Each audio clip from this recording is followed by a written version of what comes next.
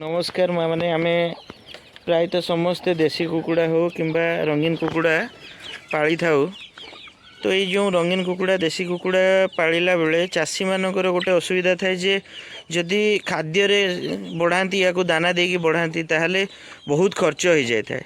तो ये खर्च को कम करने आम देशी खाद्य प्रस्तुत करूँ। तो कुकुड़ा प्रायतः बहुत प्रकार घास गछ अच्छी जोटा खायापी पसंद करे। तो से भाया गोटे घास गछ आज आम देखू जोटा आम कुकुड़ा बहुत बढ़िया से खाइब।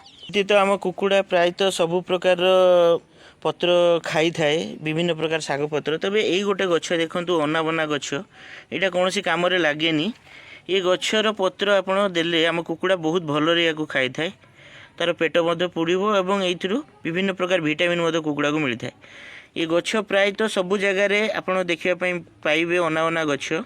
यार किसी सेमती कम लगे किंतु यहाँ कुकुड़ा बहुत भलरे खाए।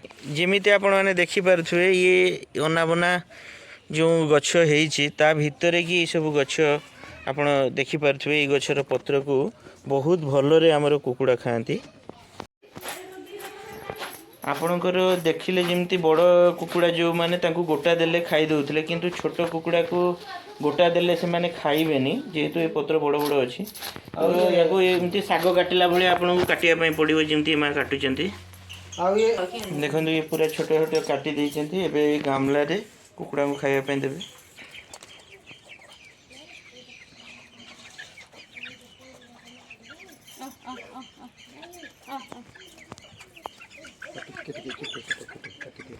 आउ टिके छोट काटी से आउ टिके भलरे खाइथान्ते। इटा टिके बड़ हो जाए आउ टिके आपन को छोट काटिया पई पड़िबो। से माने आहुरी भलरे खाइबे। साग काटला भले पूरा छोट छोट करी काटिबे। देखंतु ये कुकुड़ा माने केमती एठी से डाल पत्र को खाई जाउचंती।